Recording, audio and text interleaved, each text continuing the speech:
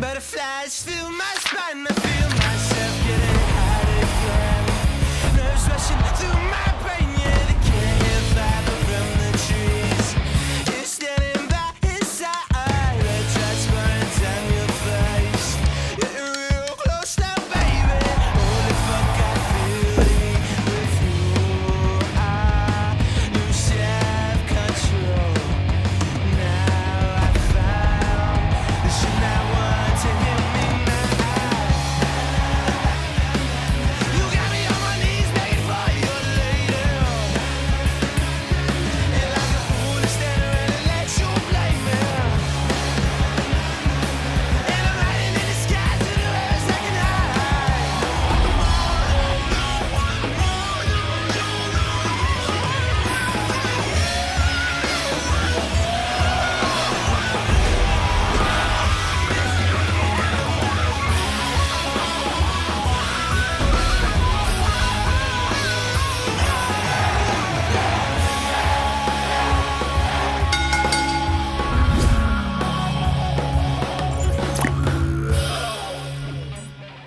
Hi, welcome to the Ring and All Other Sports. My name is Leo Connors. I'm your host, and tonight I got a very special guest, professional wrestler, the Soldier of God, the SOG, Ronnie Ribs. Ronnie, how you doing? Hey, Leo, thanks for having me. I'm doing great, man. Doing great. Excellent, excellent. I'm psyched to have this. You should have been on a long time ago, like I told you off air. All right, so let's get right into it.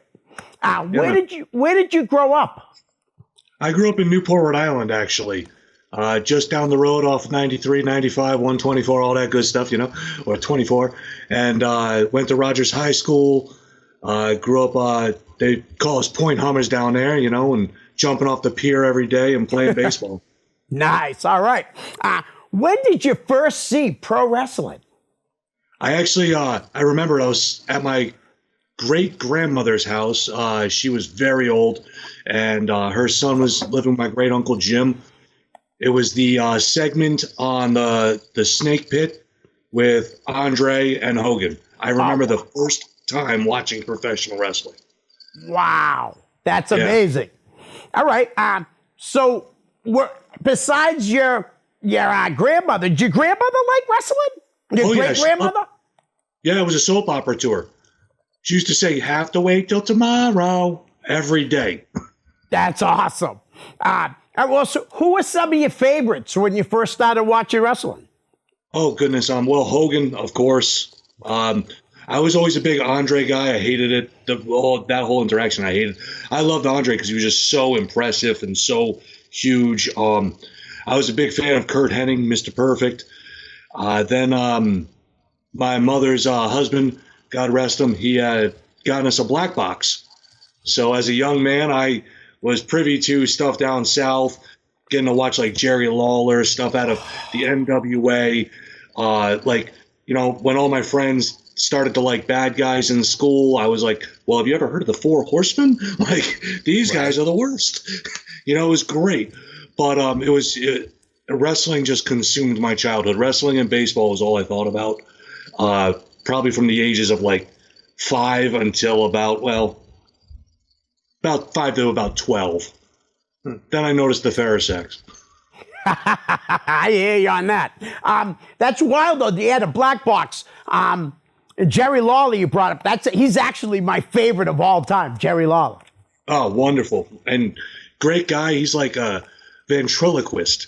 Yeah, he's amazing. All right, when did you go to see your first show? My first show would have been at the Providence Civic Center. Never call it the Dunk. And it was actually a house show there. Hogan and Boss Man, I think, against the natural disasters, earthquake and typhoon. I think that was my first main event. And then for a while there in my teen years, we went whenever they were in town. Caught like back-to-back Nitro and Raw, and was it Royal Rumble was there.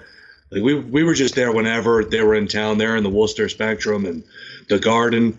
It was a lot of fun, man. I had a blast. My stepfather really loved wrestling, and he took me to everything.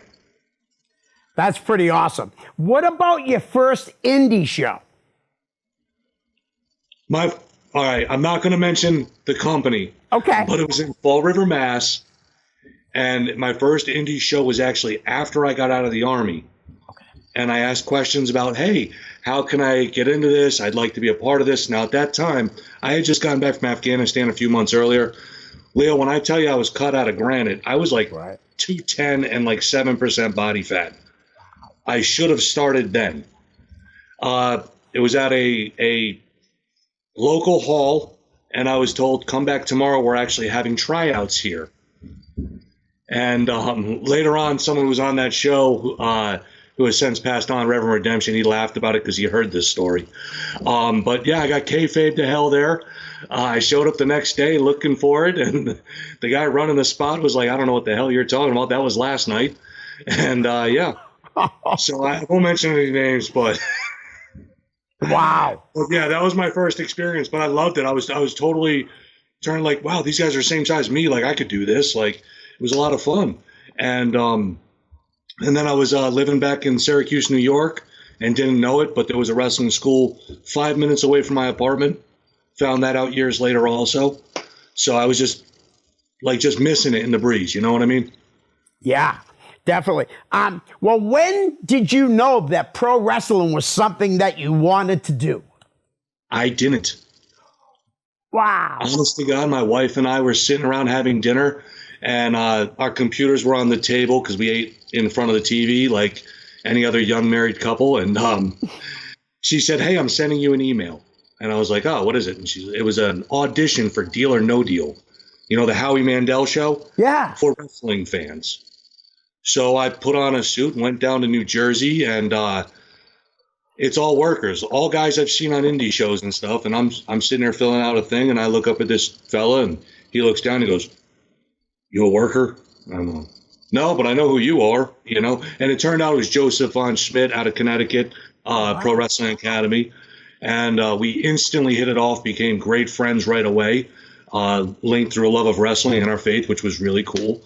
And about 2 weeks later, January 17th, I walked in, and 3 hours after that, I puked my guts out, and he said, yeah, we'll see if you come back tomorrow. And I showed up every day until I moved back to New York. Wow. So now, is that who trained you, Joseph? Joseph Von Schmidt trained me originally for 10 months. I was there at least 3 to 4 nights a week, and on the weekend, I was driving him on the road, handling his merch, refereeing here and there, battle royals, you know, all the gimmick matches that we all do when we're young.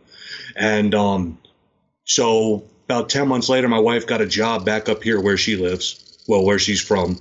So I moved back here, and that was in October. November 1st, I started at the the Institute of Professional Wrestling under Zachary Springate III.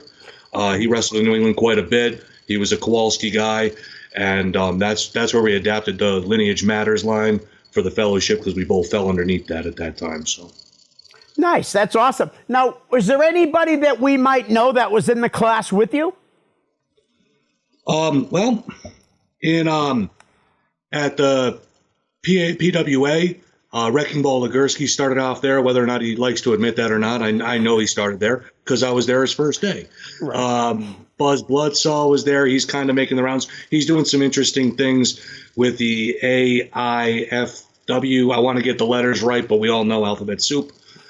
I know Troy Stevens was there for quite a while. Hippie Dickie Moon for quite a while was there.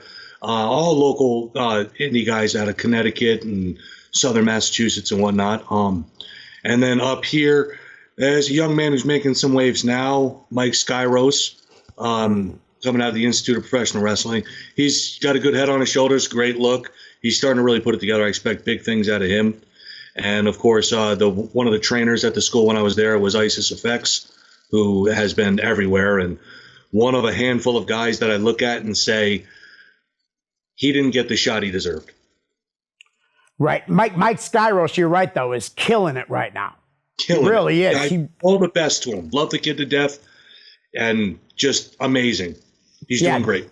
Definitely. All right, well, why don't you tell us about your first match? The first match you can find, I'll do that one.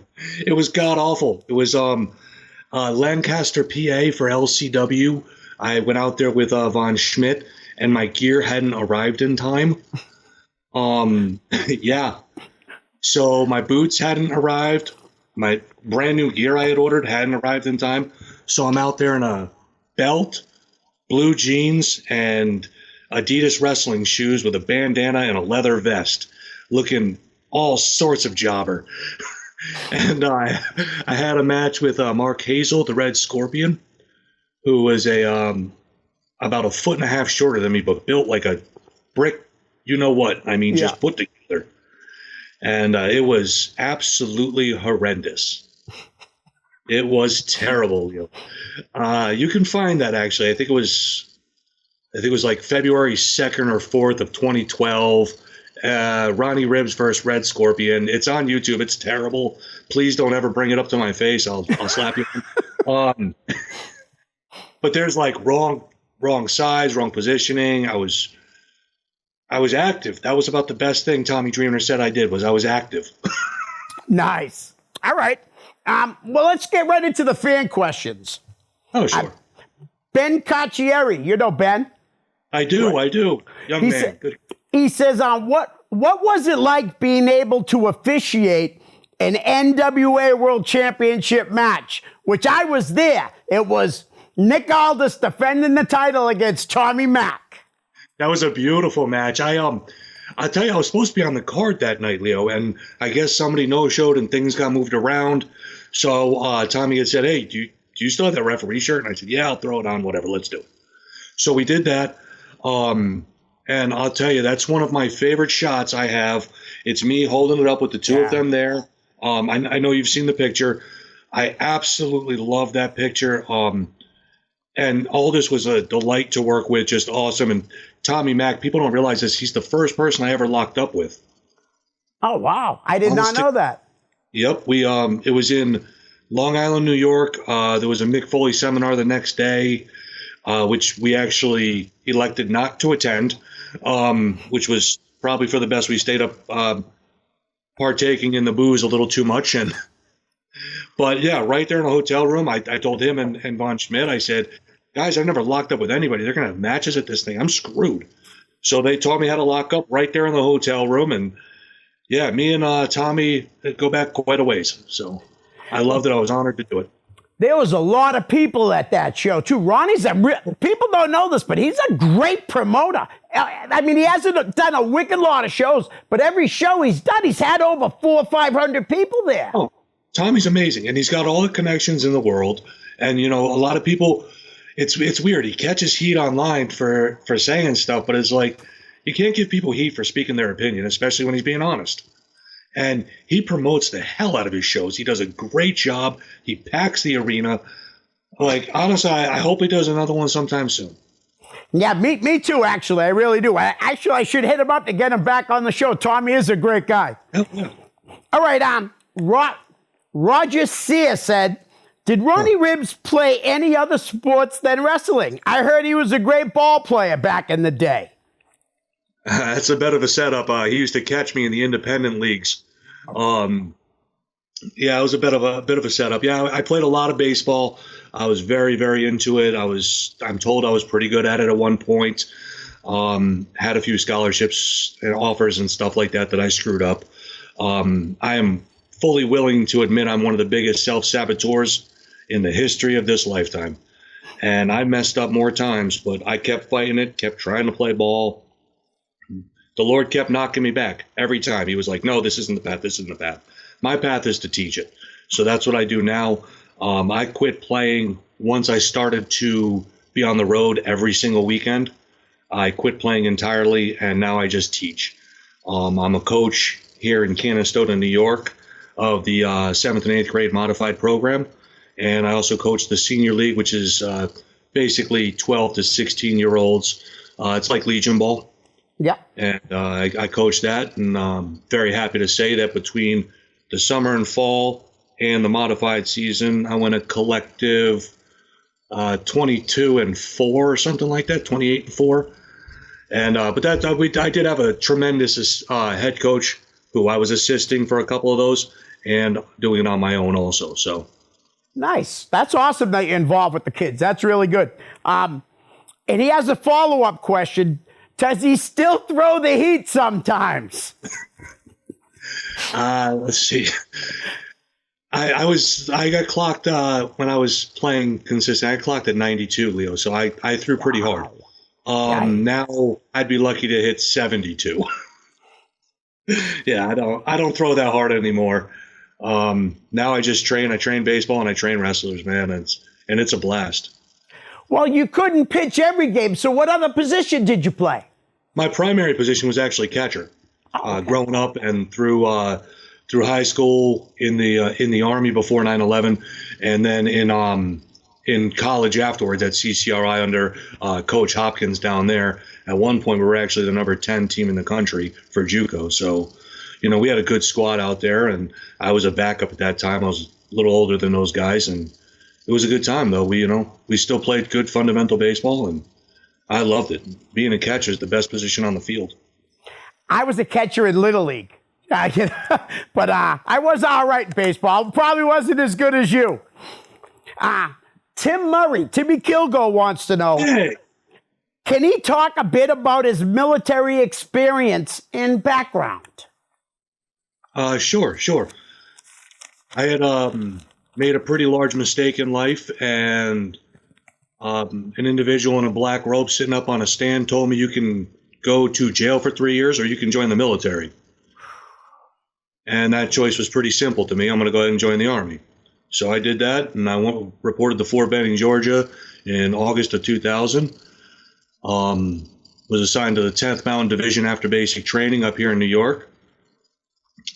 Started out in training in West Point, where I ran into the coach of the Fort Drum traveling baseball team.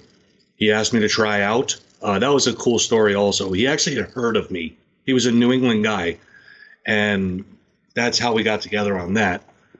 So I was slated to be the starting catcher for the Fort Drum team. Last field problem I had was supposed to be September 11th of 2001. Obviously, something else happened that day, and we were actually on RDF 1, so our bags were already packed. We popped smoke. We were the first regular Army unit in Afghanistan. Wow.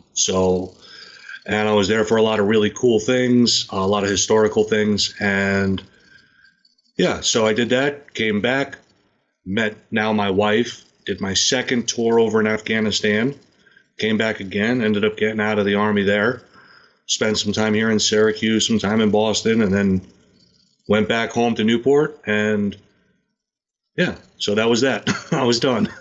Nice. Jason Delgado. Yeah, Jason Rumble. Hey, kid, come here. The house was a little light tonight. Well, he says, the night he camped out at the Skowhegan Fair. Oh, the Skowhegan Fair, Larry Huntley's gig. Yeah, Cousin Larry, I love that. That was a great time. We had some fun up there for it was a whole weekend of shows, like 2 a days every time. I know Luke Roberts was up there. This young kid, Jeff from Canada, who's not a young kid anymore. He's actually making some waves. Excuse me. Joe Lewis was up there. He's a Maine guy too, and Jason was up there, and we had a blast, man, just talking shop around the fire. And it was actually right around that time that people started to consider me a veteran. And I was very honored that, Jason was just like, well, Ronnie, what do you think, kid? What do you think about this, kid? It was a lot of that. And I was like, hey, man, we're holding court. And it was a beautiful thing, He's what, a 2-time light NWA champion? Three-time NWA junior heavyweight champ. Sorry, Rumble. Don't give me a damn destroyer. Actually, fun fact about him too. I had won the Skowhegan Fair title there and was defending it against him the next day. Man, we may have enjoyed ourselves a bit beforehand, and he gets in there, and man, he's going a mile a minute, like the Tasmanian devil. Man, I had to lock him up. I was like, slow down, brother. And then he was also the last person I worked with before COVID happened too. Yep, it was for Pat Dillon at UFO in Boston, and we it was a tag match, him and Bo against me, and I forget who at this time, but yeah, it turns out Jason like got blown up and needed some help, and then 10 seconds later he's getting a Canadian Destroyer. So yeah, it was like, oh, good. Well, I actually think that might have been the show I met you for the first time. it may have been. I went to a lot of Pat shows back in the day. I was on quite a few of them too, like all the gimmick ones, the Turkey Rumbles and Right. all that stuff. Actually, I had a good piece of business with Desmond Dumont at one of those, and I've got a lot of stories from Pat Dillon shows too, because I had some fun at those. Man, those are a great time. Pat's a great guy. I love it. Yeah, Pat was my very first guest I had on the show. No kidding. And I called him that day, an hour beforehand, and I said, I'm screwed. They told me I had a Skype interview, and then Skype wasn't up. So I ended up calling Pat, and he says, when did you need me? I said, now. He came right up. Nice. That's Great good. guy. That's the kind of guy Pat is. Yeah. It's a beautiful thing. All right. Robert Gilman. What's your Mount Rushmore? My Mount Rushmore, it does change. I can say that. It does change. But currently, my Mount Rushmore is Andre the Giant. He will always be on there. For some reason, I can never get away from the aura of him. Nick Bockwinkel. Wow.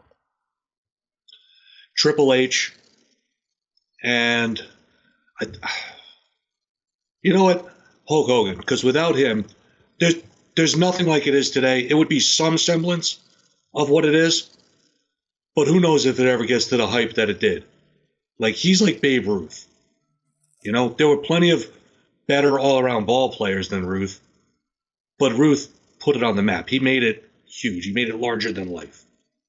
Absolutely. And Hogan has to be on it. You're right. Yeah. Absolutely. All right. So there's just a bunch of questions I wrote down for myself. Do you prefer being a heel or a face? A heel, 100%. Okay. Most people say that. Yeah, it's easier. And for a long time as a heel, I was in with a lot of guys with less experience. So it's a whole lot easier to lead the match as the heel and to help them, get themselves over rather than rely on them to do it. So I always loved being a heel. I always loved bending the rules.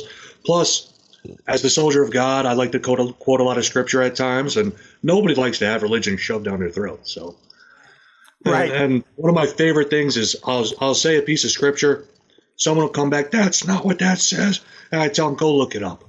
Right. Well, you didn't use it right. Who's to say I didn't use it right? Okay. Now, I just read these questions are from Robert Gilman. I'm sorry, they're not from me. Oh. What format did you prefer, the bright WWE or the dark WCW? I was a WCW guy during the war, and I am not afraid to admit it. I wholeheartedly hope they won. I did not understand why the little guys were so popular. I was still very much, as a kid, it was always the land of the giants, and the guys with the crazy physiques. And during the Monday Night Wars, you had Shawn Michaels. You had Bret Hart. Right. Who may be my least favorite wrestler, but that's okay. Wow. Nothing he ever did believe was, he's like the Jim Carrey of wrestlers. Everything's overacted. Okay. Now, so you prefer Shawn over Bret? 100%. Yeah, me too. Me too. All right, who's your favorite announcer? Oh, goodness. I don't know if he means ring announcer or if he means our TV announcer. Maybe you could give both. Okay. Ring announcers, I'll do, Howard Finkel. And for locals, Rich. Gotta go Rich.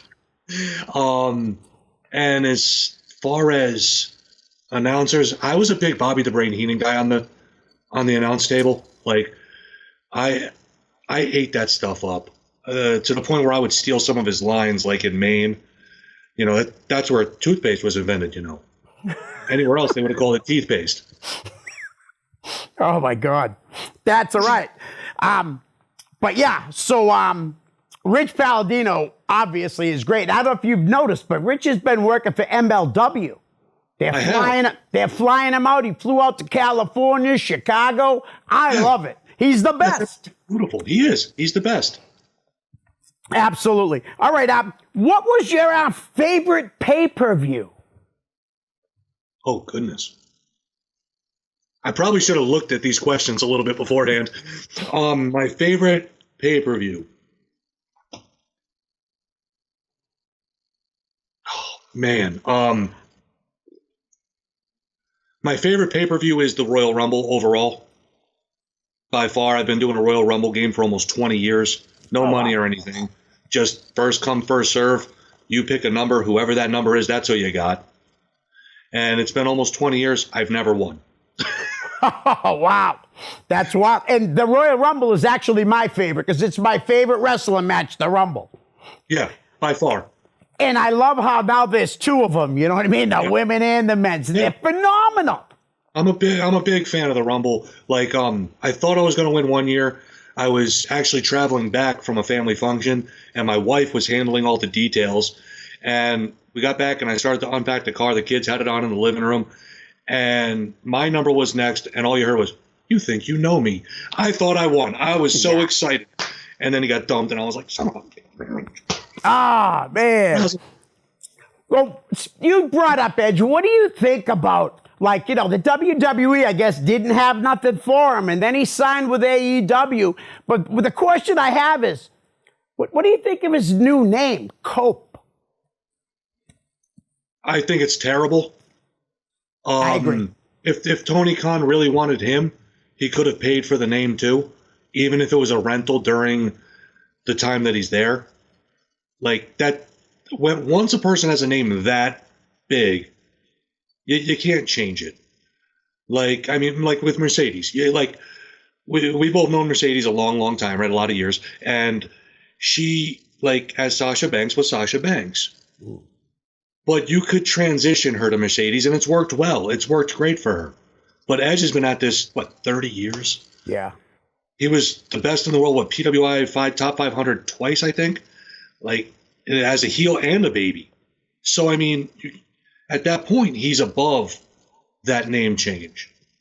Now, if it had happened year 2 or 3 for him, sure. But I don't think he's ever going to outgrow that.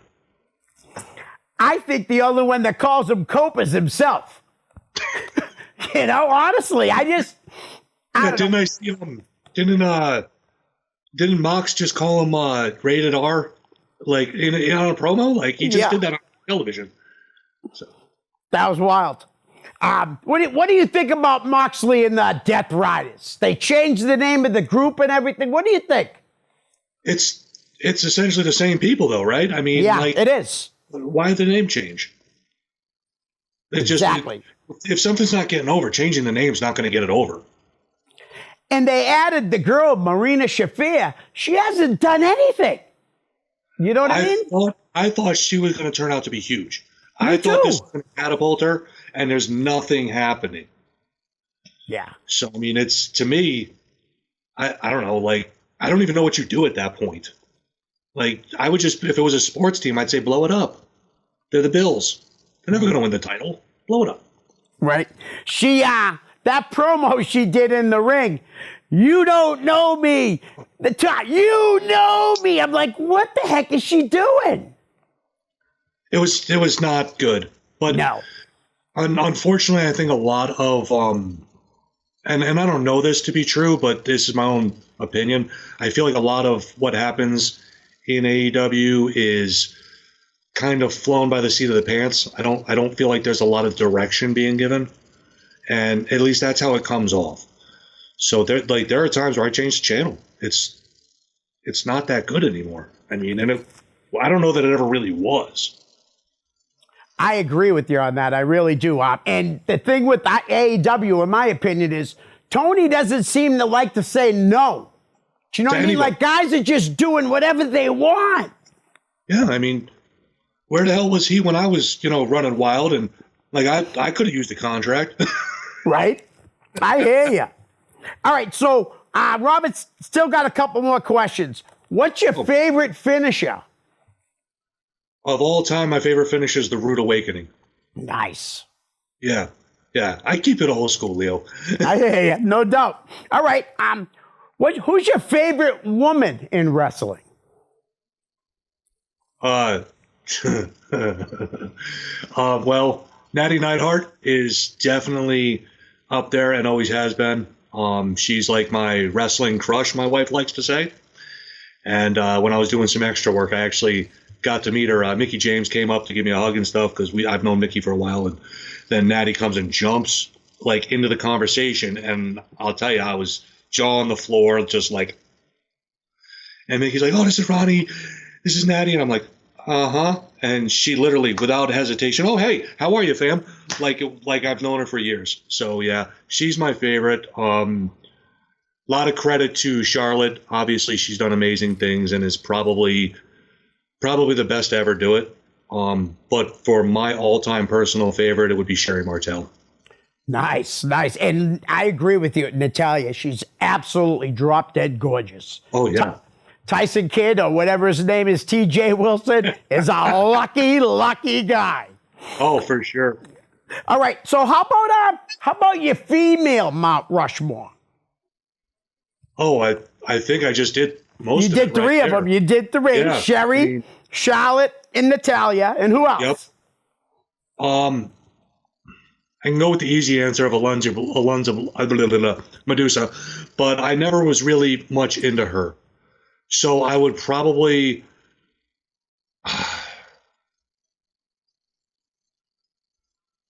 I want to say Becky Lynch, but I think Bailey instead. Nice. Hopefully Becky Lynch comes back. I mean, I really wasn't a big fan of the man thing because No, me neither. they were pushing the women thing, right? And then all of a sudden the girl gets to be the top and she's the man. It didn't make sense to me. Do you know what I mean? They should have had her be the woman. Like that's totally acceptable. You're in the women's division. You're competing for women's titles. That's completely acceptable. Like 100%. And I think I'll tell you though. She just changed from AEW over to WWE there. Jade Cargill. Thank you. I was drawing a blank. She is still a little green, but wow. Yeah. The look, the attitude, the way she carries herself, like she is very impressive. And I could easily see her moving into that female Mount Rushmore conversation 10 years from now, 11. You know what I mean? I could see that. You're right, though. She does. She looks like a star. She carries herself as a star, too. Absolutely. Yeah, I'm a big fan of Jade Cargill, too. I like Mommy, though, also. Rhea Ripley. I'm a big fan of Rhea Ripley. I'm a big fan of hers, too, for other reasons, though. Yeah, well, we probably have the same reasons why we like her. All right, how about your favorite manager? Bobby Heenan. Nice. Okay. That's not one I hesitate on ever. Right. He's the GOAT. He's the greatest manager of all time. I've even heard Paul Heyman say that. I've heard Cornette say it. Yep. Like, he is the GOAT, and he is the standard bearer. If you want to try and live up to someone as a manager, which I hope they bring back at some point, because without a doubt, I had an amazing manager as part of our tag team with Dr. M.F. Ozone, the Most High. Yep. Man, like I love Doc Ozone. If you put Doc Ozone in a verbal battle of wits with Bobby Heenan, it's like child's play. He would just annihilate him, and I love Doc, and Doc's hilarious, and he's awesome, and he's really great at what he does. But Bobby's the GOAT. I totally agree with you on that. And just to go back a little bit, when you said that the announcer with Bobby Heenan, him and Gorilla were great. Jim Ross and Jerry Lawler were great. But I definitely would pick Bobby and Gorilla over Jim Ross and my favorite, Jerry Lawler. As a team, yes. And then Bobby was even great in WCW with Tony Schiavone, too, because he would quip on Schiavone, and it would seem like Schiavone didn't even notice. Like, wow, that's really going over his head. You know, he was very intellectual, very quick-witted, just amazing. I wish I had the opportunity to have met him. Yeah, no doubt, no doubt. All right, this last one is, what's your favorite wrestling pet? I don't know if he means a dog, a snake, a bird, I don't know. That would be Matilda. Yep, I own bulldogs. I tried to name my first bulldog Matilda. My wife wouldn't let me. Really? Yeah. Yep. So we settled on Maggie May. Well, that's a pretty good name. Yeah, the Rod Stewart song, you know? Yeah, I love Rod Stewart. Awesome. I was listening to him yesterday, as a matter of fact. Oh, wonderful. So, Ronnie, listen, I grew up Catholic, and I've never had this opportunity to ask questions about a person's faith. So I wrote down a few questions, and I talked to you about it earlier, and you said, let's go for it. What is your religion? Okay, my religion at this time is Christian. I guess a Protestant at this point because I'm not Catholic. I wouldn't call myself necessarily a Baptist or a Methodist, but a Christian. I follow Christ's teaching, and I don't need a middleman to do that. I also was brought up Catholic, received my Holy Communion, my my first confession, and my I lost that, and I stepped away from the Lord for a long time. I really did. I was not a nice person for a long time, and when I was in Afghanistan, I had a bit of an epiphany, and then the seeds were planted, and it kept growing, kept growing, kept growing. And even while I was in the wrestling business, I was not always such a nice person. Even when I was leading the persona of the soldier of God, I wasn't always acting like a Christian. And I understood that, and I felt bad about it for a long time. And coming up on 4 years ago, it'll be the weekend after Father's Day, I was actually baptized, rebaptized, born again, saved, however you want to say it. But the saved part comes long before that. I knew I was saved in Afghanistan. I sat on a mountaintop, Leo, literally on a mountain peak, smoking a cigarette in one hand, rifle in the other, watching two Afghani tribes battle like little ants. Wow. And I was at perfect peace, and I didn't understand it. But it was like God was right there with me. So I started to really try to find it more. And I went through phases where I didn't look, and I went through phases where I wasn't a good person. And I definitely made some mistakes, for sure. But that's the beauty in grace and mercy, is that we can have those. They're free. Awesome. So, and I'll tell you right now, it takes a big man to admit that they weren't, you know what I mean, a good person and stuff, you know? It really is. Now, what do you believe about God's higher power? God is the highest power. Okay. There's nothing higher than him. Okay. I'm sorry. I wrote that down. I definitely wrote it wrong. What is the most important teaching in your faith? Mercy. Okay. Mercy. To me, in one word, it's mercy. Okay. I used to think, growing up Catholic, and I'm not trying to offend anybody if this is the way you feel, but I used to think that if I commit a sin, that sin's carried with me, or I have to go talk to a priest, and I have to do a punishment to be absolved of it. That sounds an awful lot like a strict parent, and I get it. God was strict. The Old Testament's full of it. Just sit down and read it. But he sent his son forward to lift that veil and to shed his blood for us, to grant us mercy and say, it's okay. You're going to sin. You're human. Excellent. But if you ask for forgiveness, it'll be there. So, okay. What are the core values of your religion? Well, God is first. The Holy Trinity is first and foremost, like no matter what. And if to me, I explain it a little bit militaristic. It goes God, family, country. And with God being first, I try to instill even in my kids that you need to follow the teachings of Christ, because he's the one who laid the groundwork. He's set everything up for us to follow. The church was established on Christ's word. If I try to follow Christ's words, if I do the best job I can to follow it, I'm still going to fail. But that brings us right back to mercy and grace. Awesome. Have you experienced doubt in your faith ever? Of course. Yes. 100%. Especially when people tell you, if you're a good person and you try to do good and blessings will come and then bad things happen. And then blessings will come and then bad things happen. And I can tell you I went through a huge moment of it just last September. A lot of people who will listen to this know my father was battling an autoimmune disease for about a little over 3 years. I actually flew to Florida and carried my father back on a plane because he was about 75 pounds at the time. Well, Wow. 95 at the most. He actually flatlined like 12 times one night at Miriam Hospital. They saved his life. Thank you so much for that. He battled his way all the way back to walking around. There's pictures on my Facebook of my kids. He was showing them how he was walking and getting himself in and out of bed. He went from being fed through a tube to being able to eat again on his own. And right when everything looked really good, the disease came back. And on September 15th of last year, he passed away. And it was very quick when it came back. And I went through a very big phase of doubt and anger and trying to understand, like, okay, so what am I supposed to learn from this? And to be honest, though, I still don't know. But I'm sure it will come to me. Right. I'm sorry to hear about your dad.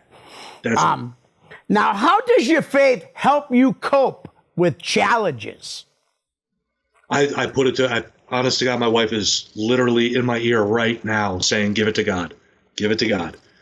And that's what I try to do.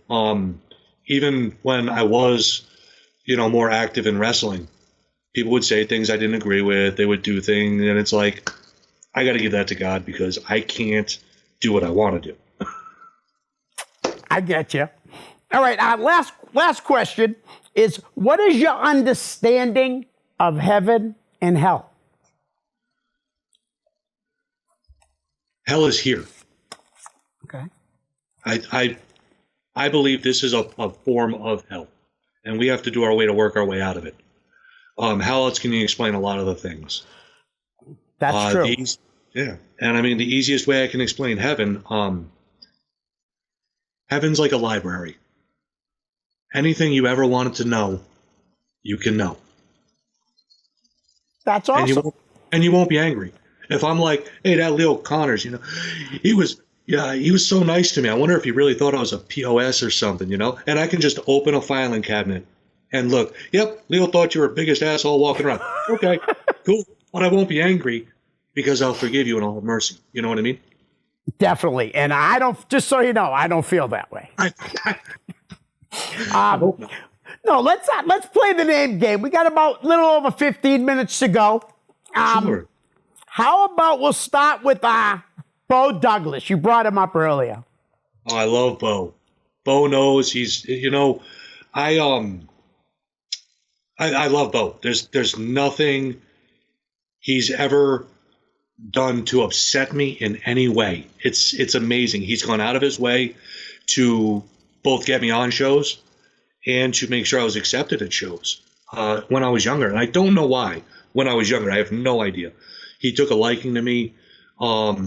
We did a show at a high school lock-in in Boston.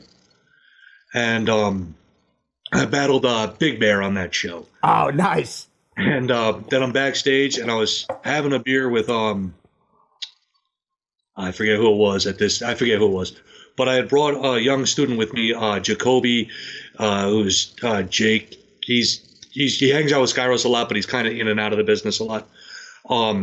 And he had a match against whoever their light champion was at the time, and it was supposed to be a title match. Oh no, it was not supposed to be a title match. But we're having a beer. Oh, it's Benny Jukes. Yes. I'm having a beer with Benny, and then we hear over the loudspeaker, it's for the title. Now Jake's supposed to go over, so I'm like, oh boy.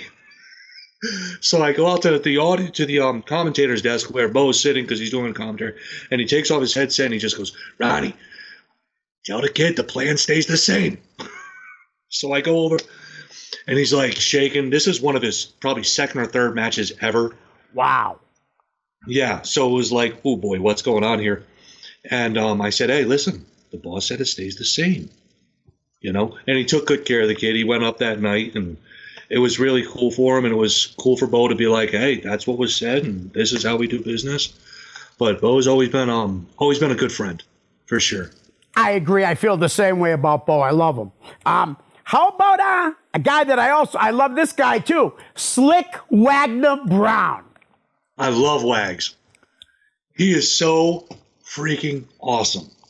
Like, he brought me down to test his strength for quite a few shows. Those Sunday spot shows they used to do there, the training days or whatever they were calling them. Yep, training days. And I would go down there.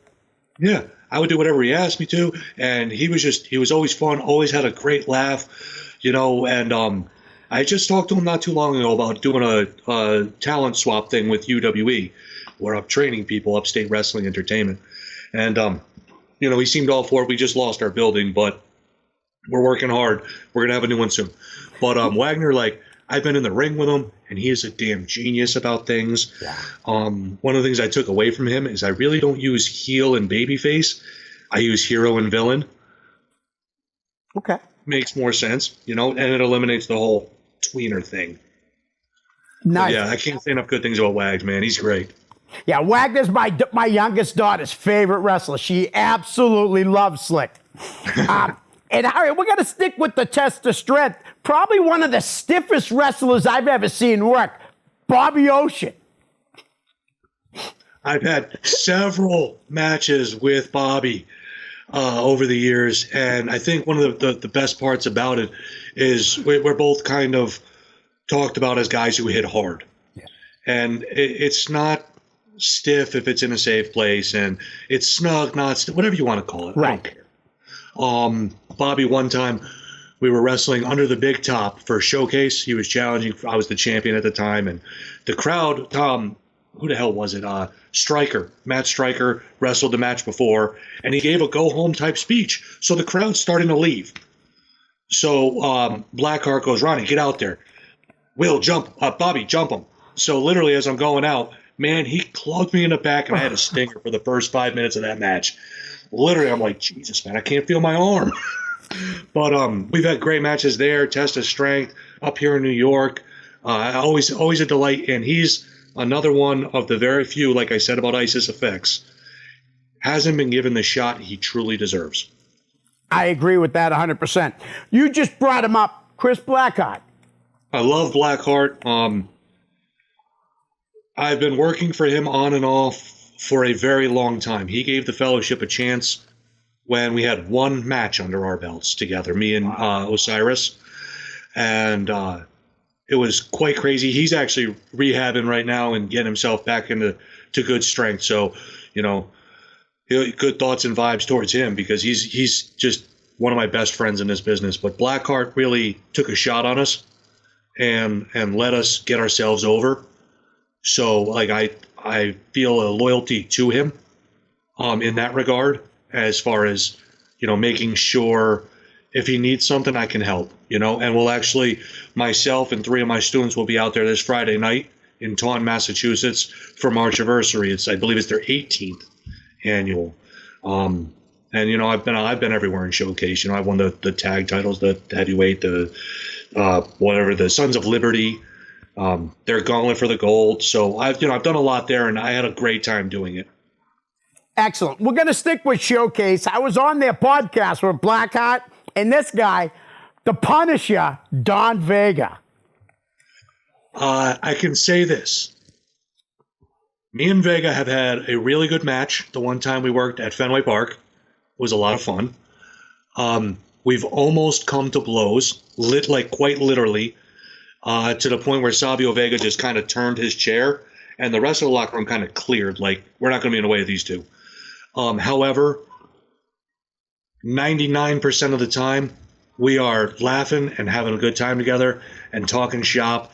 And I'll tell you, Vega is a wealth of knowledge. And I can be honest and say he doesn't always come across to most people as the person he is. because I've gotten to know him, and he is a great dude. He really is. Like, he will give you the shirt off his back if he has it.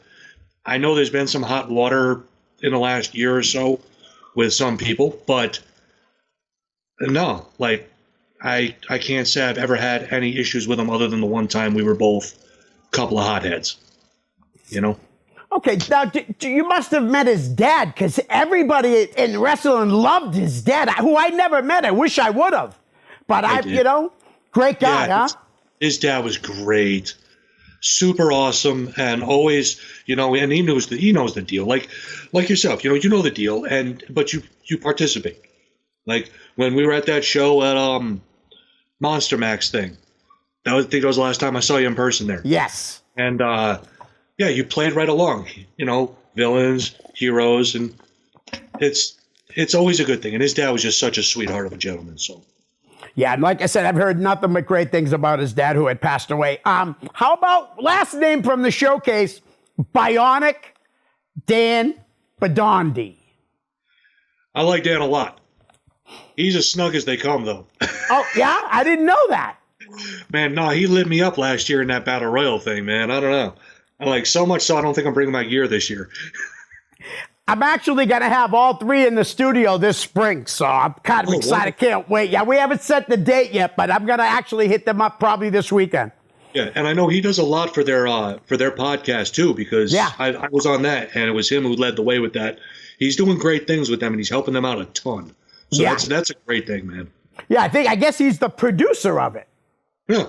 I think they're all producers, but I think that's what Dan's main focus is. His actual focus is there, yeah. Yeah. All right, how about Alec Price, a kid that's killing it right now? Absolutely killing it. Could not be prouder of him.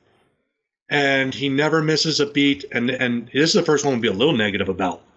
Never misses a beat to tell me he was in that student lockdown show. He was one of the students watching me perform, and never misses an opportunity to tell me that. So, Price, I ain't that old yet. You're doing good things. Put your money where your mouth is. Come on. He definitely is doing great things. Another kid that's doing great things, Channing Thomas, world-class Channing Thomas. I haven't had a lot of interactions with him, other than from a spectator side. I don't think I've ever been in the ring with him at any time, but it's been a while. So, but he's doing great things. I love it that he grew his hair out. He looks great in a robe, which is something not a lot of guys can pull off. And he's doing a great job. From what I'm seeing on the internet and stuff, it's great. I'm happy for him. I hope he continues to do good things. I mean, get the kid a cycle and he'll get signed. I hear you on that for sure. All right, how about Shay Cash? Shay. Me and Shay have we go back to the RWA days. Oh, wow. Yeah, working for T Phoenix. We did a lot of tag matches out there. Me and Frank the Crank. The tag at the time was Gears of War. We did a lot of stuff with him. Great dude, friendly guy, always friendly. We had a pretty good match together actually at I want to say LPW. That was quite a few years ago now, but yeah, man, great guy. Always a friendly conversation. Always a big smile. So, how about we'll stay with the Cash, Davey Cash. Man, a lot of people have an opinion about Davey. I love Davey. He's one of my favorite people to sit down and talk with at a show. And I don't know if I ever told him that. But literally, when he is him. He's him. That's what you get. He's not going to pretend for anybody, and he's not going to act like he's your friend if he's not. And if he doesn't want to talk to you, he's not going to talk to you. And I can honestly say I've never had an issue with him. He's a good dude. Absolutely, a great guy. How about Mike Montero, the ace, a guy that just stepped away from wrestling? I wish he hadn't. A lot of people feel that way. Me and him have had several really good matches, including one of my favorite matches of all time that about 30 people saw. It was one of the showcase, I guess, house shows at the in Woonsocket there at the school, and me and him went. Supposed to be 15, it turned out to be 20. They did the whole, the Broadway. Oh, give him 5 more minutes, and the crazy part that a lot of people don't know about that match, those that did see it and the guys that were downstairs, he showed up 10 minutes before the match started and was sick. Oh, wow. And I'm not I was pretty good when I was good. He was phenomenal. The ace. Yep. Great. One of my, and one more quick thing about him. I almost knocked him out in Taunton, actually. Yeah? We were setting up for a superplex spot. I went to cut him off. I hit him, and his eyes just went. He said, Ronnie, I'm going out. I grabbed him by the hair. I said, no, you're not. Wow. So I climb up there, and I start working him. I said, tell me when you're ready. He goes, all right, I'm ready. Superplex me. What? He still wanted to go through with the spot. I'm like, all right, let's go. Nice. All right, how about a guy that's been around a long time, Dan the Man? Again, love Dan. You're not giving anybody that I have some heat with here. No, I love Dan. There's a funny clip that I share whenever it pops up on my feed. I chopped him one time where he sold it better than anybody has ever sold a chop ever. Literally looked like he was actually crying, fell into my arms. I was consoling him. Just an absolute delight to work with. Very good dude. And stand-up class act. Love Dan. Love him. Great heel. Yes, absolutely. All right, you brought this guy up a while ago. Big Bear Matooch. I love Big Bear. Me too. I love him. One of the friendliest guys I've ever met. I've never seen him angry or cross at all. Actually, the very first match the Fellowship had, myself and Osiris as a tag team, was VCW for Bo and Rumble, and it was against Big Bear and Lumberjake. Nice. And after, they asked, how long you guys been together? And we were like, tonight. Wow. That's crazy. All right, so we got under a minute. I'm going to give you 2 names. Your Fellowship partners, Osiris and Doc. All right, well, Doc Ozone. I can't say enough good things about Doc. I love that guy to death. There's very few people that I say you have a free pass to my house, and they are 2 of them. Osiris was here for one of my son's christenings, and he's always been a stand-up guy. One of only 2 people from the wrestling world who showed up at my father's services. He is my brother. We literally traveled all over the place together, and I hope he recovers very soon so that we can have one last run if it's in the cards. Nice. Both those guys are awesome, and I say it all the time. Doc gives the best hugs. Oh, by far. Definitely. So, listen, Ronnie, thanks for coming on the show. Is there anything you want to plug? Hey, actually, for Showcase this weekend, the March anniversary will be there Friday night, Taunton, Massachusetts, and also right there, I don't know if you can see it, UWE. You can find us on Facebook, Instagram, UWE Wrestling 40 on Instagram. It's Upstate Wrestling Entertainment. Myself and the boss, Craig Palmer. I train, and he pays the bills. Ronnie, again, thank you so much for coming on the show. It's great talking with you, and hopefully I'll see you soon. Absolutely. Thanks for having me, bud. All right, we're out. Peace. Hi, guys. I hope you're enjoying the show. Listen, I could use a little help to grow my YouTube channel. So if you could please like, share, and subscribe. That's most importantly, subscribe. Send me a direct message, and I'll give you a shout out here on the show. My YouTube channel is real simple. It's just my name, Leo Connors. Thanks in advance. Peace.